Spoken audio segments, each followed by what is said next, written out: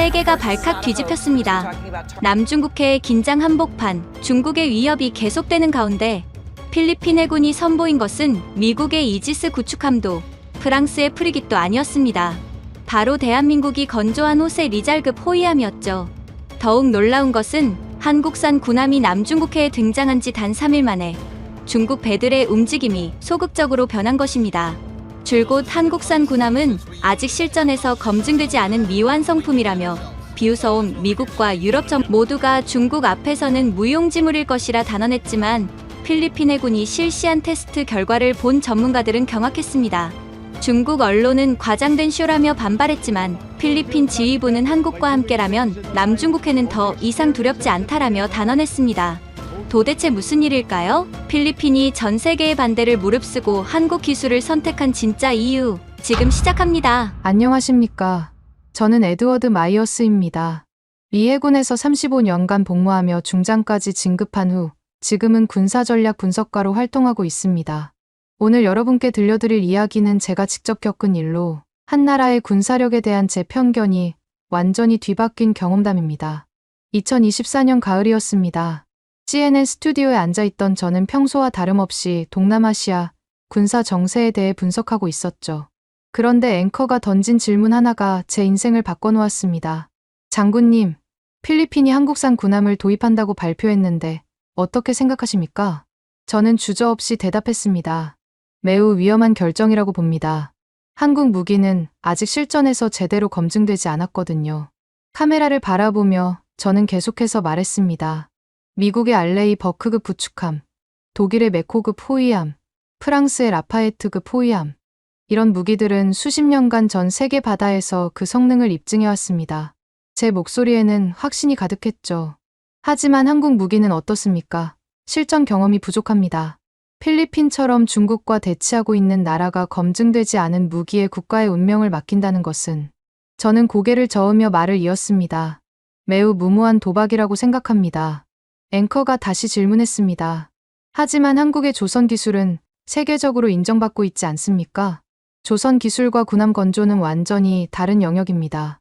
저는 단호하게 답했습니다. 민간 선박과 군함은 요구되는 기준이 천지 차이거든요. 특히 실전에서 생존해야 하는 군함은 더욱 그렇습니다. 방송이 끝난 후 제 발언은 순식간에 전 세계로 퍼져나갔습니다. 중국의 관영 언론들이 제 말을 인용하며 필리핀을 조롱하기 시작했거든요. 미군 중장도 한국 무기는 믿을 수 없다고 했다. 필리핀이 얼마나 절망적이면 검증되지 않은 무기를 사겠는가. 심지어 중국의 군사 전문가들이 TV에 나와서 이런 말까지 했습니다. 한국 무기를 선택한 필리핀은 마치 종이배로 태풍에 맞서는 격이다. 한국 내 친미 보수 언론들마저 제 발언을 크게 보도했습니다. 미군 고위 장성이 한국 무기 도입을 경고, 한국 무기의 한계를 지적한 전문가 분석. 솔직히 말씀드리면 그때만 해도 저는 제가 옳다고 확신했습니다.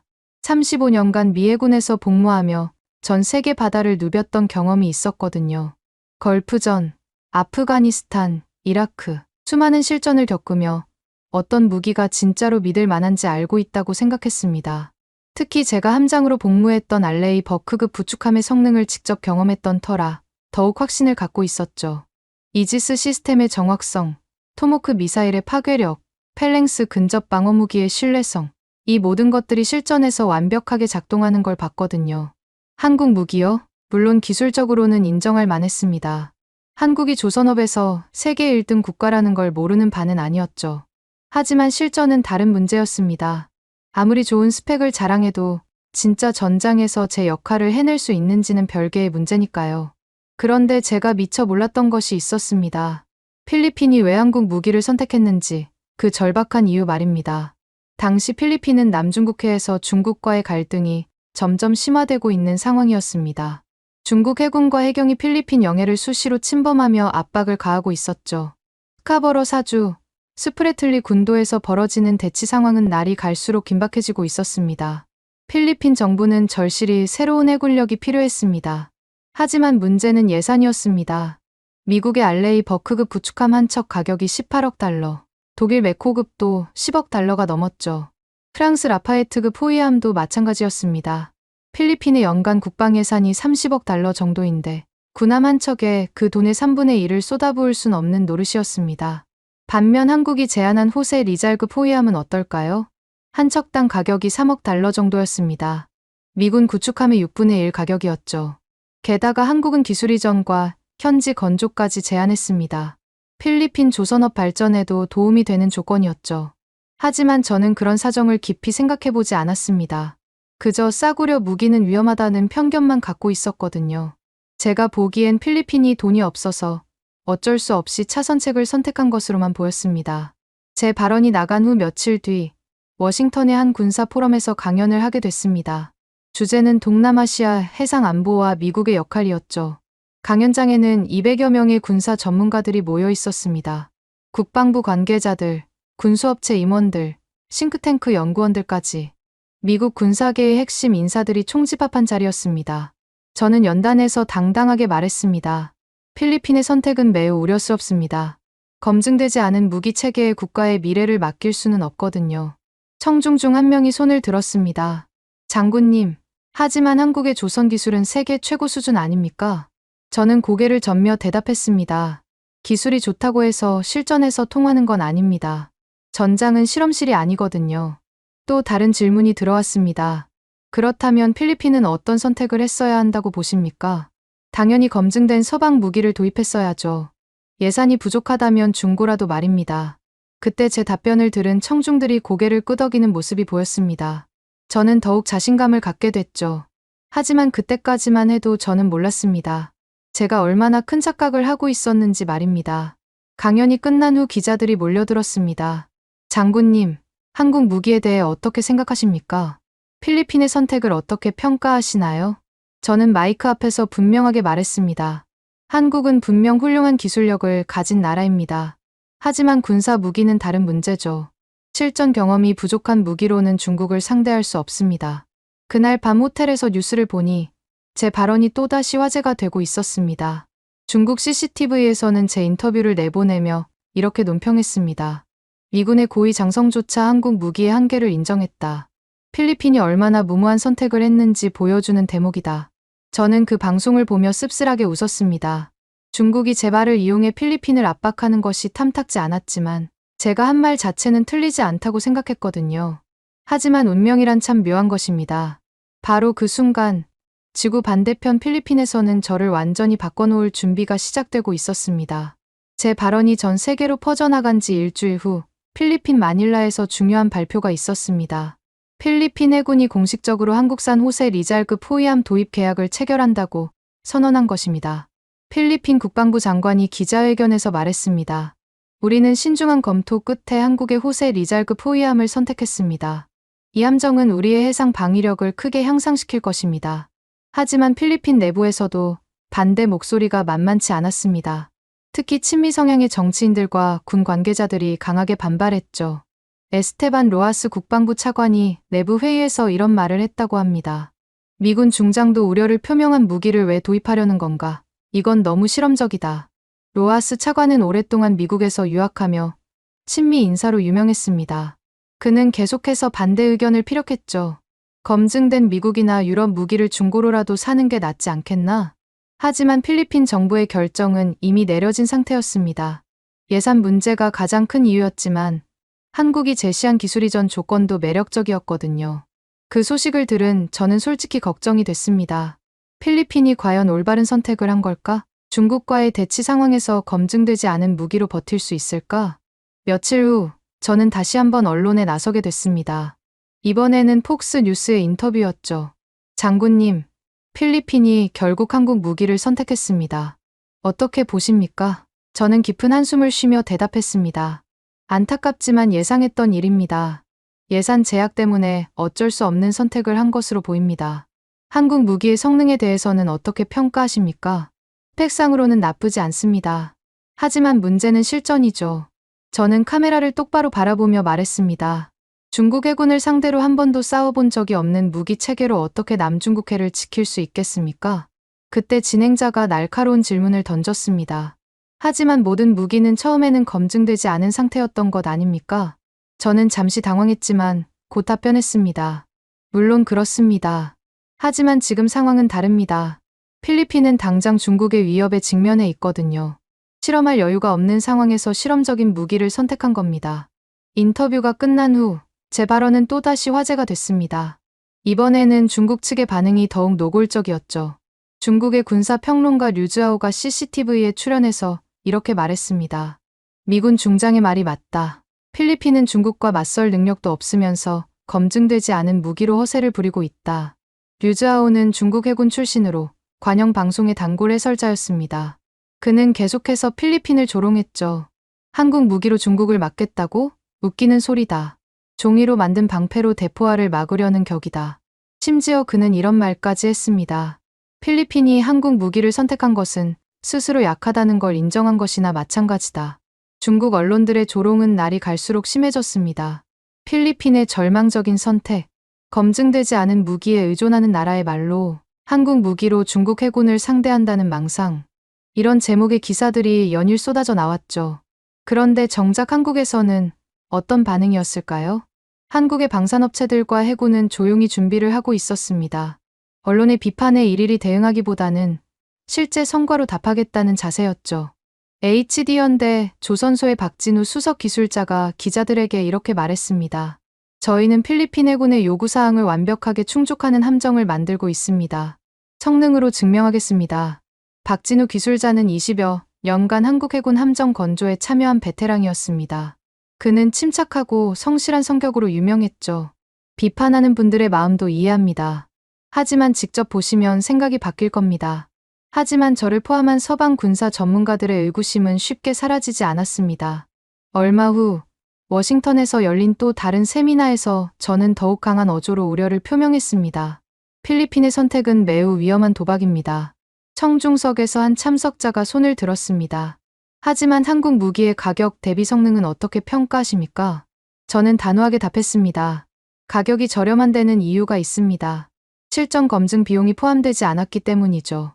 또 다른 질문이 이어졌습니다. 그렇다면 한국 무기가 실전에서 통하지 않을 것이라고 단정하시는 건가요? 그렇다고 단정할 수는 없습니다. 저는 잠시 망설였습니다. 하지만 확률적으로 봤을 때 검증된 무기 체계보다 위험도가 높은 것은 분명합니다. 그때 청중 중 한 명이 예상치 못한 질문을 던졌습니다. 장군님께서는 한국 무기를 직접 보신 적이 있으십니까? 저는 순간 말문이 막혔습니다. 사실 저는 한국 무기를 직접 본 적이 없었거든요. 스펙과 자료로만 판단했을 뿐이었습니다. 직접 보지는 않았지만 자료와 전문가들의 분석을 토대로 판단한 것입니다. 제가 이렇게 답하자 청중들 사이에서 작은 웅성거림이 일었습니다. 저는 그때부터 뭔가 불안감을 느끼기 시작했죠. 하지만 저는 여전히 제 판단이 옳다고 생각했습니다. 35년간의 군 경험이 있었고 수많은 무기 체계를 다뤄본 경험이 있었거든요.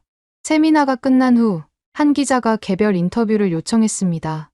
장군님, 만약 한국 무기가 실전에서 좋은 성과를 거둔다면 어떻게 하시겠습니까? 저는 잠시 생각한 후 대답했습니다. 그렇다면 제 평가를 수정하겠습니다. 하지만 그런 일이 일어날 가능성은 낮다고 봅니다. 그런데 바로 그때 필리핀에서는 놀라운 소식이 전해지고 있었습니다. 한국에서 건조 중인 호세 리잘급 호위함의 진수식이 열린다는 것이었죠. 필리핀 해군 관계자들이 한국을 방문해서 직접 함정을 점검한다고 했습니다. 그들의 반응이 어떨지 궁금했지만 솔직히 큰 기대는 하지 않았습니다. 하지만 며칠 후 전해진 소식은 예상과 달랐습니다. 필리핀 해군 관계자들이 한국 함정의 성능에 깊은 인상을 받았다는 것이었죠. 특히 함정의 레이더 시스템과 전투 관제 시스템을 보고 감탄했다고 합니다. 예상보다 훨씬 우수한 성능이다라는 평가가 나왔죠. 그 소식을 들은 저는 여전히 의구심을 품고 있었습니다. 아무리 좋아 보여도 실전은 다른 문제라고 생각했거든요. 하지만 곧 제 생각을 완전히 뒤바꿔 놓을 사건이 일어나게 됩니다. 그것은 바로 미군과 필리핀군, 그리고 한국군이 함께 참여하는 합동훈련이었습니다. 한국산 호세 리잘급 호위함의 첫 번째 함정이 필리핀에 인도된 지 2달이 지난 후였습니다. 필리핀 정부는 공식적으로 이 함정을 필리핀 해군에 편입시켰다고 발표했습니다. 한 명은 BRP 호세 리잘이었죠. 그런데 이 발표를 듣고 가장 크게 반발한 것은 다름 아닌 필리핀 내부의 친미 세력들이었습니다. 에스테반 로하스 국방부 차관이 내부 회의에서 이렇게 말했다고 합니다. 우리가 정말 이런 선택을 해도 되는 건가? 미군 중장도 우려를 표명한 무기를 우리 해군의 주력으로 삼는다고? 로하스 차관의 우려는 단순히 개인적인 것이 아니었습니다. 필리핀은 오랫동안 미군과 밀접한 관계를 유지해왔거든요. 미국제 무기에 익숙한 군 간부들이 많았고 미군과의 합동 작전도 빈번했습니다. 한국 무기 체계로 바꾸면 미군과의 호환성은 어떻게 할 것인가? 훈련 체계도 완전히 바꿔야 하는 것 아닌가? 이런 우려들이 필리핀 군부 내에서 계속 제기됐습니다. 하지만 필리핀 정부의 입장은 달랐습니다. 마르코스 대통령이 직접 나서서 이렇게 말했죠. 우리는 가장 합리적인 선택을 했습니다. 예산과 성능을 모두 고려한 최선의 결정이었습니다. 그런데 정작 중요한 것은 이 함정이 실제로 어떤 성능을 보여줄 것인가였습니다. 필리핀 해군도 내심 걱정하고 있었거든요. 필리핀 해군의 한 고위 관계자가 비공개 인터뷰에서 이렇게 털어놓았습니다. 솔직히 말하면 우리도 확신이 서지 않았습니다. 하지만 다른 선택지가 없었어요. 바로 그때 저에게는 예상치 못한 기회가 찾아왔습니다. 미 태평양 함대 사령부에서 연락이 온 것이었죠. 장군님, 내달에 미군과 필리핀군의 합동 훈련이 있습니다. 군사 전문가로서 참관하실 의향이 있으십니까? 이것은 놓칠 수 없는 기회였습니다. 한국산 호세 리잘급 호위함이 실제로 어떤 성능을 보여주는지 직접 확인할 수 있는 절호의 찬스였거든요. 저는 주저없이 승낙했습니다. 물론입니다. 직접 보고 정확한 평가를 내리겠습니다. 하지만 솔직히 말하면 저는 이미 결론을 내려놓고 있었습니다. 한국 무기가 실전에서 기대에 못 미칠 것이라는 확신을 갖고 있었거든요. 훈련 참관을 며칠 앞두고 저는 다시 한번 언론에 나섰습니다. 이번에는 MBC의 모닝쇼 출연이었죠. 장군님, 곧 필리핀의 한국산 함정을 직접 보실 예정이라고 들었습니다. 네, 그렇습니다. 객관적이고 공정한 평가를 내릴 생각입니다. 어떤 결과를 예상하십니까? 저는 잠시 망설인 후 대답했습니다. 솔직히 말씀드리면 큰 기대는 하지 않습니다. 아무리 좋은 스펙을 자랑해도 실전 경험이 부족한 무기는 한계가 있거든요. 진행자가 다시 물었습니다. 만약 예상과 다른 결과가 나온다면 어떻게 하시겠습니까? 그렇다면 솔직하게 인정하겠습니다. 하지만 그럴 가능성은 낮다고 봅니다. 이때 제 발언을 지켜보던 사람이 있었습니다. 바로 중국의 군사평론가 류즈하오였죠. 류즈하오는 베이징에서 CCTV 방송을 통해 제 인터뷰에 대해 논평했습니다. 미군 중장의 말이 정확합니다. 한국 무기는 곧 그 한계를 드러낼 것입니다. 그는 더 나아가 이런 말까지 했습니다. 필리핀이 한국 무기로 중국을 상대하겠다고. 그것은 마치 대나무 창으로 탱크에 맞서는 것과 같습니다. 중국 언론들의 조롱은 더욱 노골적이 됐습니다. 한국제 함정, 첫 훈련에서 진짜 실력 드러날 예정. 필리핀의 무모한 도박, 결과는 뻔하다. 심지어 중국의 한 군사 블로거는 이런 글까지 올렸습니다. 한국 함정이 훈련에서 오작동을 일으킬 확률이 50%, 임무를 제대로 수행하지 못할 확률이 90%다. 하지만 정작 한국에서는 어떤 반응이었을까요? HD연대 조선소의 박진우 기술자는 여전히 침착했습니다. 기자들이 몰려와서 물어봤죠. 미군 중장이 또다시 우려를 표명했는데 어떻게 생각하십니까? 박진우 기술자는 차분하게 답했습니다. 저희는 필리핀 해군의 요구사항에 맞춰 최선을 다해 함정을 만들었습니다. 성과로 보여드리겠습니다. 중국에서 나오는 비판에 대해서는 어떻게 생각하십니까? 비판하는 것은 자유입니다. 하지만 실제 성능은 직접 보시면 됩니다. 박진우 기술자의 이런 침착한 반응이 오히려 저를 더욱 의구심 들게 만들었습니다.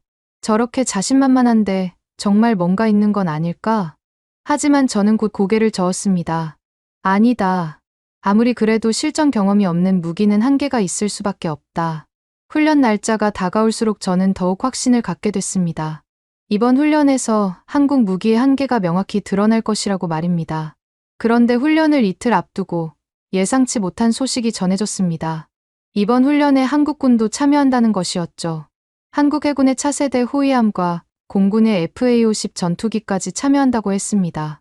이 소식을 들은 저는 오히려 기뻤습니다. 한국 무기들을 한꺼번에 평가할 수 있는 기회가 생긴 거니까요. 이번에는 확실히 알 수 있겠군. 저는 혼자 중얼거렸습니다. 하지만 그때만 해도 저는 몰랐습니다. 이 훈련이 제 인생을 완전히 바꿔놓을 거라는 것을 말입니다. 훈련 전날, 저는 필리핀으로 향하는 비행기에 몸을 맡겼습니다. 창밖으로 보이는 태평양을 바라보며 생각했죠. 이번 훈련 후에는 한국 무기에 대한 논란이 완전히 정리될 것이다. 저는 그렇게 확신했습니다. 하지만 제가 상상했던 결과와는 정반대의 일이 일어나게 됩니다. 그것도 저 자신이 직접 목격하는 상황에서 말입니다. 마닐라 공항에 도착한 저는 필리핀 해군 기지로 향했습니다. 내일이면 모든 것이 명확해질 것이라고 생각하면서 말입니다. 그런데 그때만 해도 저는 몰랐습니다. 내일 벌어질 일이 제가 지금까지 가졌던 모든 편견을 산산조각 낼 거라는 것을 말입니다. 중국의 류즈아오 평론가도 마찬가지였습니다. 그는 베이징에서 이렇게 말하고 있었거든요. 내일이면 한국 무기의 허상이 모두 드러날 것이다. 하지만 우리 모두 틀렸습니다. 완전히, 그리고 철저하게 말입니다. 훈련 당일 아침, 필리핀 수빅만 해군기지는 긴장감으로 가득했습니다. 저는 참관석에 앉아 쌍안경을 들고 바다를 바라보고 있었죠. 미군의 알레이 버크급 구축함 USS 하워드가 당당하게 자리를 잡고 있었고, 그 옆으로 필리핀의 호세 리잘급 호위함 BRP 호세 리잘이 보였습니다. 한국 해군의 대구급 호위함 락스 대전도 함께 참여했죠. 솔직히 말하면 크기만 봐도 차이가 확연했습니다.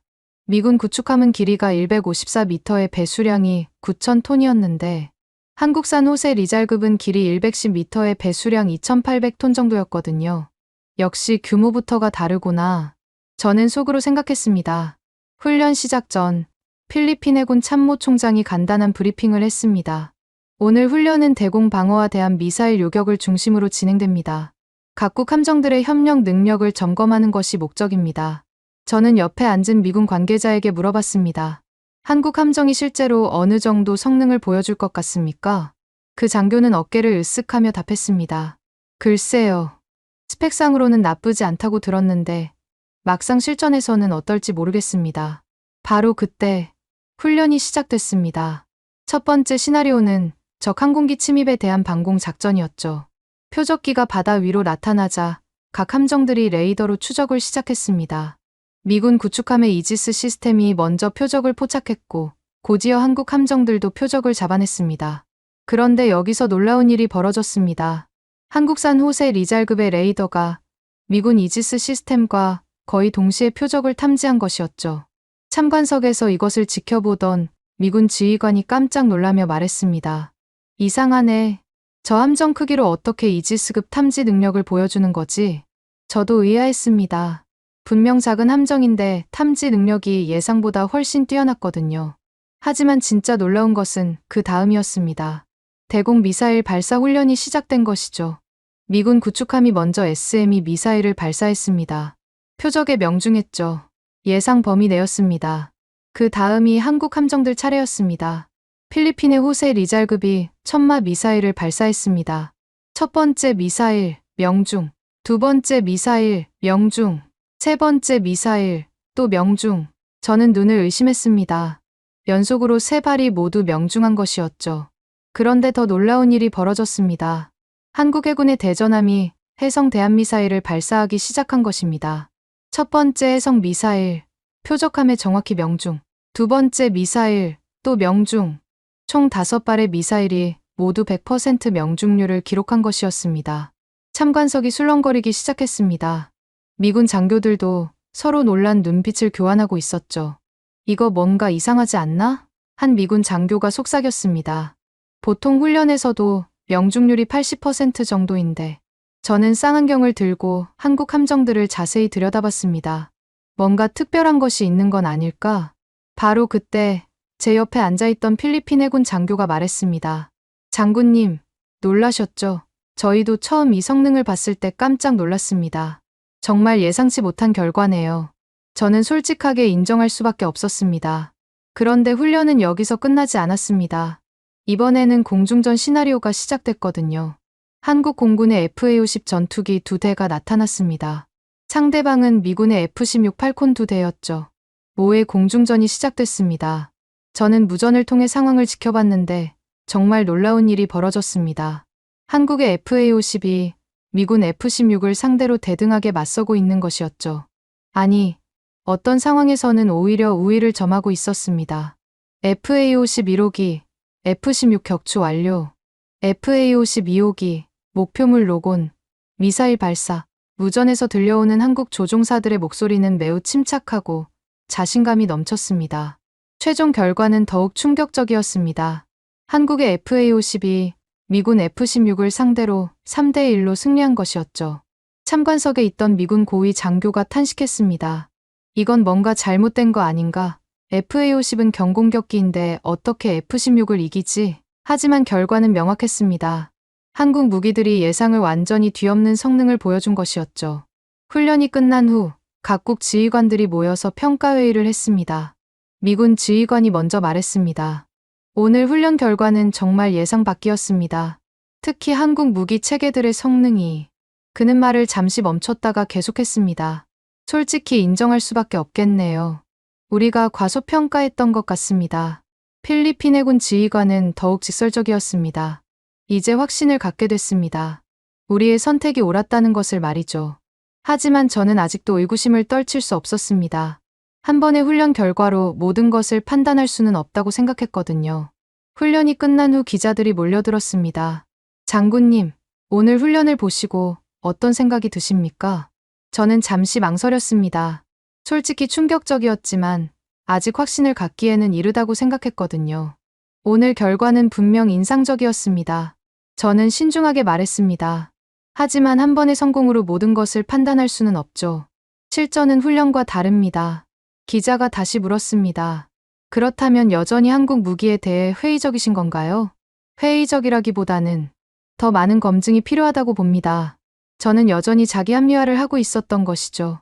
하지만 그날 밤 호텔에서 하루를 정리하며 생각해보니 마음이 편치 않았습니다. 오늘 본 것들이 과연 우연일까? 정말 한국 무기들이 그 정도 성능을 갖고 있는 건 아닐까? 하지만 저는 곧 고개를 저었습니다.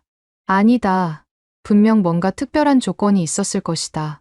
그런데 바로 그때 전혀 예상치 못한 뉴스가 전 세계를 충격에 빠뜨렸습니다. 남중국해에서 중국 해군에게 엄청난 사건이 벌어진 것이었죠. 그것은 중국이 스스로 만들어낸 최악의 참사였습니다. 훈련이 끝난 지 사흘 후 남중국해에서 믿을 수 없는 일이 벌어졌습니다. 저는 마닐라 호텔에서 CNN 뉴스를 보고 있다가 깜짝 놀랐죠. 속보입니다. 남중국해에서 중국 해군 함정과 해경 선박이 충돌하는 사고가 발생했습니다. 처음에는 단순한 사고인 줄 알았습니다. 하지만 곧 더 자세한 소식이 전해졌죠. 사건의 전말은 이랬습니다. 중국 해군 구축함 3척과 해경 선박 5척이 필리핀 보급선을 차단하려고 출동했던 겁니다. 스프레틀리 군도 근처에서 벌어진 일이었죠. 그런데 여기서 믿을 수 없는 일이 벌어졌습니다. 중국 해군과 해경이 서로 소통이 안 돼서 엉뚱한 곳에서 만나버린 것이었죠. 중국 해경 선박들이 필리핀 보급선을 포위하고 있는데 해군 구축함들이 전혀 다른 위치에서 레이더에 포착된 선박들을 적함으로 오인한 겁니다. 더 황당한 것은 그 다음이었습니다. 중국 해군 함정이 자국 해경 선박을 향해 경고 사격을 가한 것이었죠. 이것은 중국 해군입니다. 즉시 해역에서 물러나시오. 이런 무전이 나갔다고 합니다. 해경에서도 당황해서 응답했죠. 우리도 중국이다. 우리는 해경이다. 하지만 이미 늦었습니다. 혼란 상황에서 해군 함정과 해경 선박이 서로 충돌하면서 아수라장이 된 것이었죠.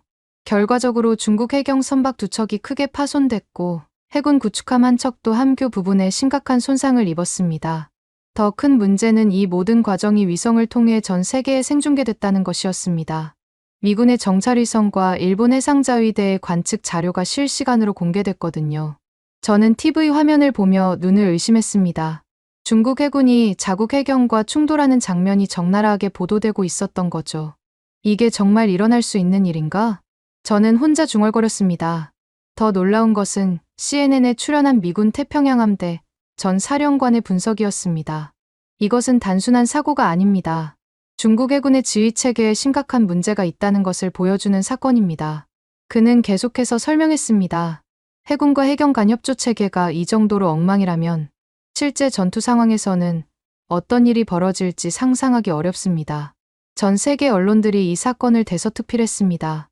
중국 해군의 자해극, 남중국해의 코미디, 중국군끼리 충돌, 중국 해군 지휘체계 붕괴 현장, 특히 서방 군사 전문가들의 분석은 더욱 신랄했습니다. 영국의 한 해군 전문가가 BBC에 출연해서 말했죠.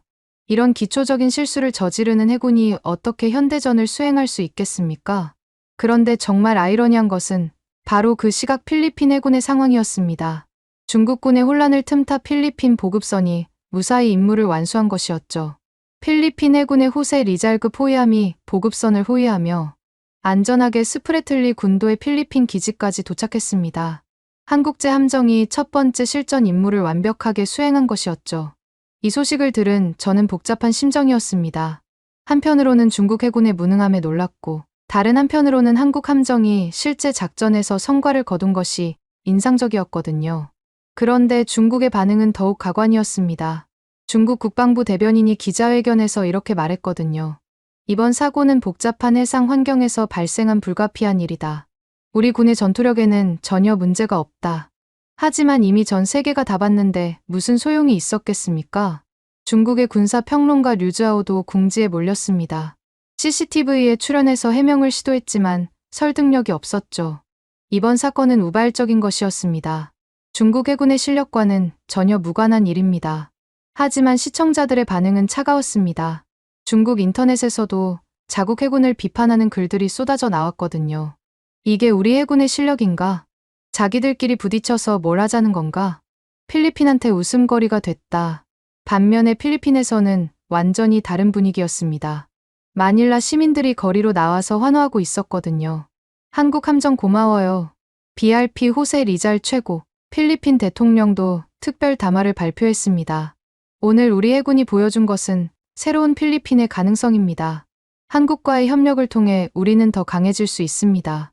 저는 이 모든 상황을 지켜보며 점점 혼란스러워졌습니다. 불과 며칠 전까지만 해도 한국 무기를 의심했는데 지금은 그 무기가 실전에서 성과를 거두고 있었거든요. 더군다나 그 상대가 바로 중국이었습니다. 제가 그토록 강하다고 생각했던 중국 해군이 이런 말도 안 되는 실수를 저지른 것이었죠. 그날 밤 호텔에서 뉴스를 계속 지켜보던 저에게 전화가 걸려왔습니다. CNN에서였죠.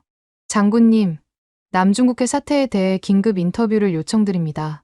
저는 잠시 망설였습니다. 지금 상황에서 뭐라고 말해야 할지 확신이 서지 않았거든요. 어떤 내용으로 인터뷰를 진행할 예정입니까? 중국 해군의 이번 실수와 한국 무기의 실전 성과에 대한 평가를 듣고 싶습니다. 저는 결국 인터뷰에 응하기로 했습니다. 하지만 속마음은 여전히 복잡했죠. 이틀 후 CNN 마닐라 지국에서 인터뷰가 진행됐습니다. 진행자가 첫 번째 질문을 던졌습니다. 장군님, 중국 해군의 이번 사태를 어떻게 보십니까? 솔직히 충격적이었습니다. 저는 솔직하게 답했습니다. 해군과 해경 간 기본적인 협조도 안 되는 상황에서 어떻게 현대전을 수행할 수 있겠습니까? 반면에 필리핀의 한국제 함정은 완벽하게 임무를 수행했습니다. 이전 평가와 달라진 점이 있으십니까? 이 질문에 저는 한동안 말을 못했습니다. 정말 어려운 순간이었거든요. 훈련에서의 성과와 이번 실전 결과를 보면 저는 천천히 말했습니다. 분명히 인정할 부분이 있는 것 같습니다. 그렇다면 이전에 한국 무기가 검증되지 않았다고 하신 평가를 수정하시겠습니까?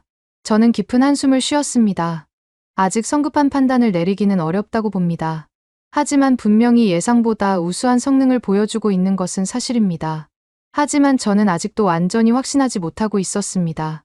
내심으로는 여전히 의구심이 남아 있었거든요. 그런데 바로 그때 저를 완전히 바꿔놓을 또 다른 사건이 준비되고 있었습니다. 중국이 이번에는 공중에서 망신을 당하게 될 일이 말입니다. 중국 해군의 자멸적인 충돌 사건이 전 세계 화제가 된 지 일주일 후 또 다른 충격적인 일이 벌어졌습니다. 이번에는 공중에서였죠. 저는 여전히 마닐라에 머물며 상황을 지켜보고 있었는데 갑자기 필리핀 공군 기지에서 긴급 상황이 발생했다는 소식이 들려왔습니다. 중국 공군의 제-21 전투기 4대가 필리핀 영공을 침범했다는 것이었죠. 이것은 명백한 도발 행위였습니다. 필리핀 공군이 즉시 대응했습니다. 한국제 FA-50 전투기 2대가 긴급 발진했죠. 저는 필리핀 공군 관제소에서 이 모든 상황을 실시간으로 지켜볼 수 있었습니다. 솔직히 걱정이 됐거든요. FA-50은 경공격기인데 중국의 최신 전투기 J-11을 상대할 수 있을까? 관제사들의 무전이 긴박하게 오고 갔습니다. FA-50 편대, 중국기 접촉, 현재 거리 30km, FA-50 1호기, 레이더 포착 완료. 그런데 놀라운 일이 벌어졌습니다. FA-50이 J-11보다 먼저 상대방을 탐지한 것이었죠. 이상하네. 제 옆에 있던 필리핀 공군 장교가 중얼거렸습니다. FA-50의 레이더가 J-11보다 성능이 좋다는 건가? 곧이어 더욱 놀라운 상황이 전개됐습니다. 공중전이 시작된 것이었죠.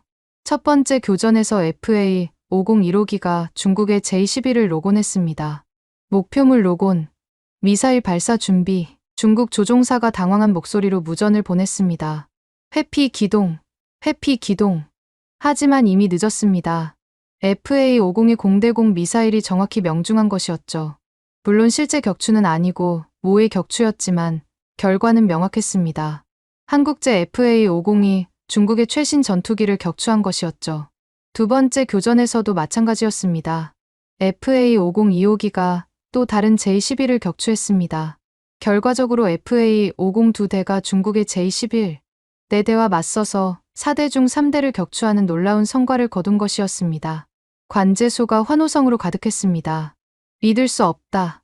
FA-50이 J-11을 이겼다고? 필리핀 조종사들의 무전에서도 흥분이 느껴졌습니다. 임무 완료. 중국기 3대 격추 확인. 저는 정말 충격을 받았습니다. FA-50은 분명 경공격기인데 어떻게 최신 전투기를 상대로 이런 성과를 거둘 수 있었을까? 바로 그때 제 옆에 있던 필리핀 공군 카를로 산토스 소령이 설명해줬습니다. 장군님, 놀라셨죠? 저희도 처음에는 믿을 수 없었습니다. 카를로 소령은 젊고 패기 넘치는 장교였습니다. 그는 직접 FA-50 훈련을 받은 조종사이기도 했죠. FA-50은 단순한 경공격기가 아닙니다. 그가 자신 있게 말했습니다.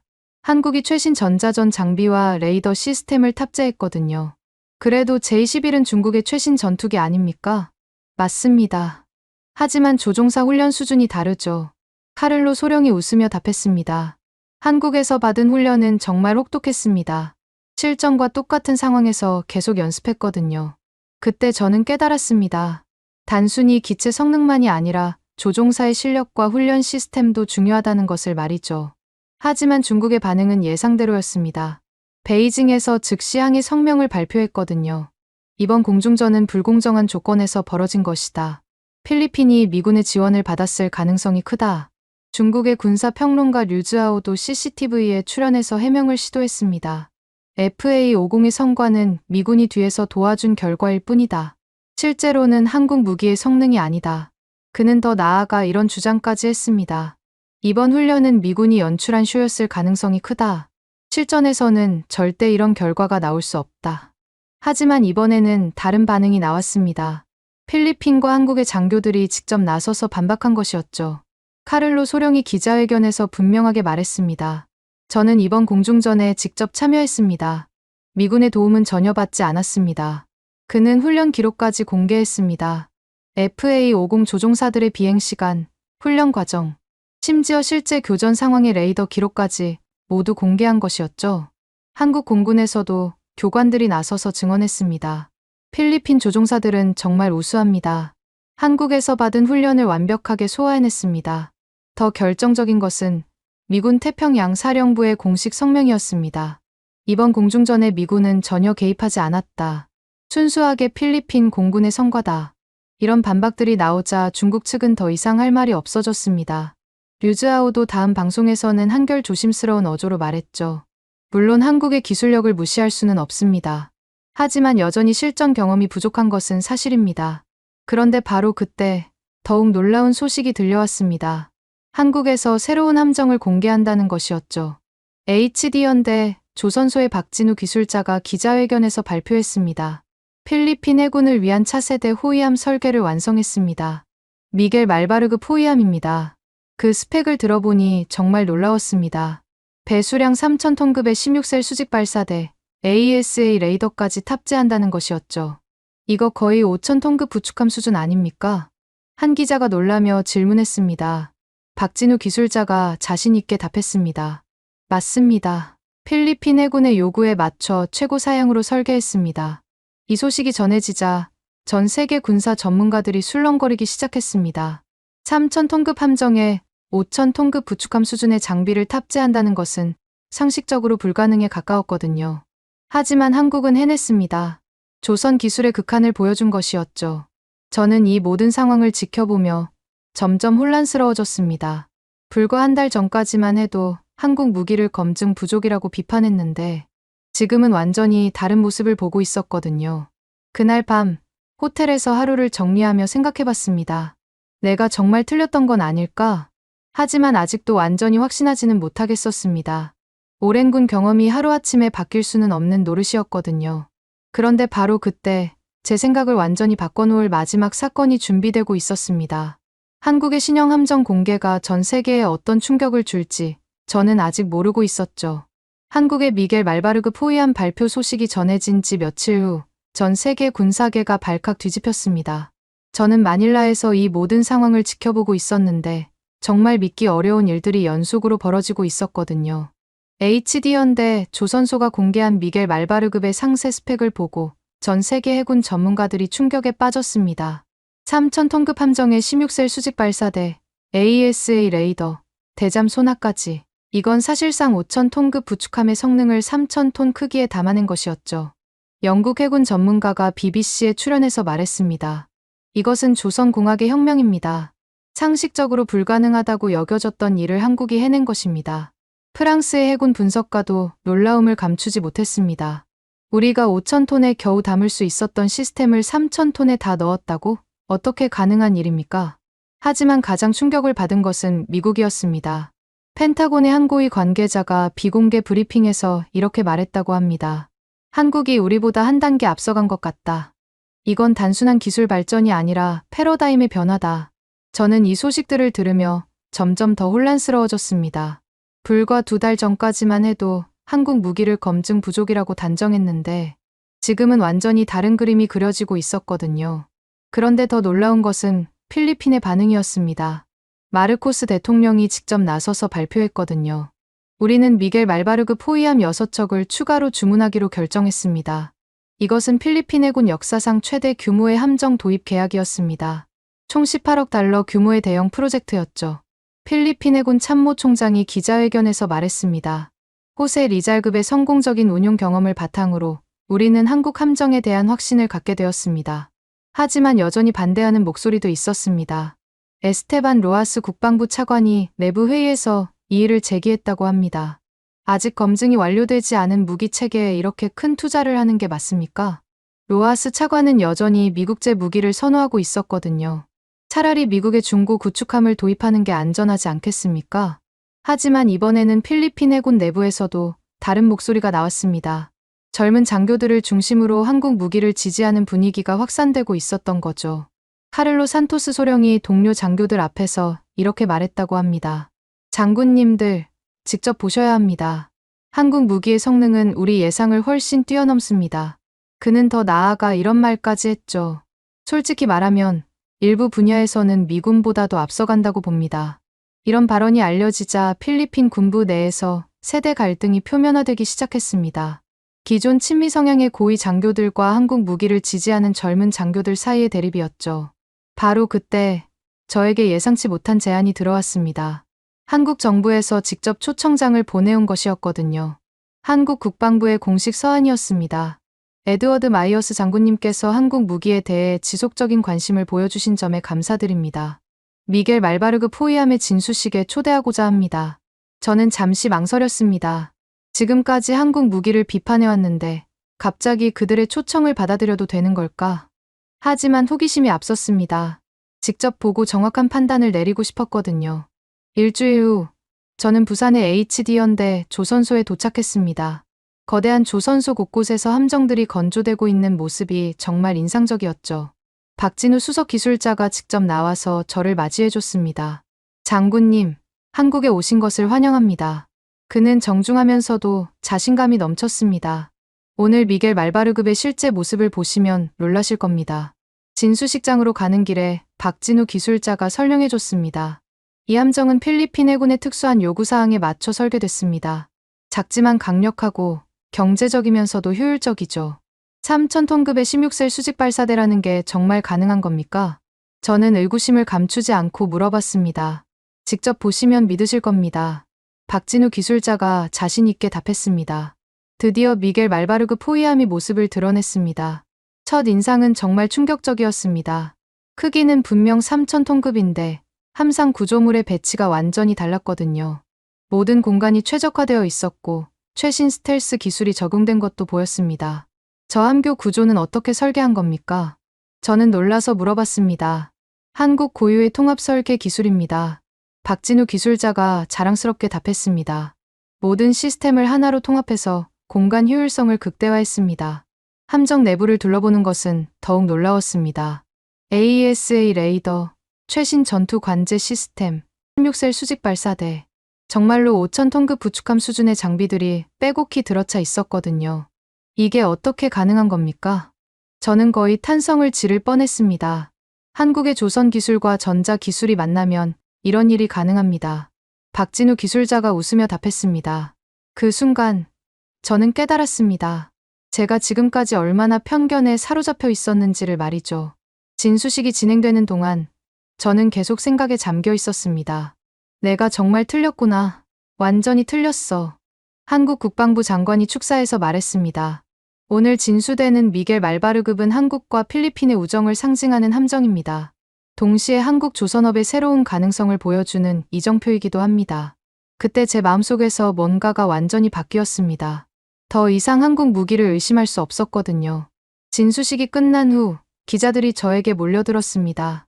장군님, 미겔 말바르급을 직접 보신 소감은 어떠십니까? 저는 잠시 말을 못했습니다. 지금까지의 제 발언들이 모두 틀렸다는 것을 인정해야 하는 순간이었거든요. 정말 놀랍습니다. 저는 천천히 입을 열었습니다. 제가 예상했던 것을 완전히 뛰어넘는 수준입니다. 그렇다면 이전에 한국 무기가 검증 부족이라고 하신 평가를 수정하시겠습니까? 이것이 바로 결정적인 순간이었습니다. 제 인생을 바꿀 답변을 해야 하는 순간 말이죠. 기자의 질문을 받고 저는 한참 동안 말을 하지 못했습니다. 35년간의 군 경력과 군사 전문가로서의 자존심이 한순간에 무너지는 기분이었거든요. 하지만 저는 군인입니다. 군인에게 가장 중요한 것은 진실을 인정하는 용기라고 배웠습니다. 네, 수정하겠습니다. 저는 마침내 입을 열었습니다. 제가 완전히 잘못 판단했습니다. 기자들 사이에서 웅성거림이 일었습니다. 미군 중장이 공개적으로 자신의 잘못을 인정하는 것은 흔한 일이 아니었거든요. 좀 더 구체적으로 말씀해 주실 수 있습니까? 저는 깊게 숨을 들이쉬고 답했습니다. 저는 한국 무기를 검증되지 않았다고 비판했습니다. 하지만 지난 한 달 동안 제가 직접 본 것들은 그 판단이 얼마나 잘못된 것인지 보여줬습니다. 카메라들이 저를 향해 집중됐습니다. 전 세계가 지켜보고 있는 순간이었죠.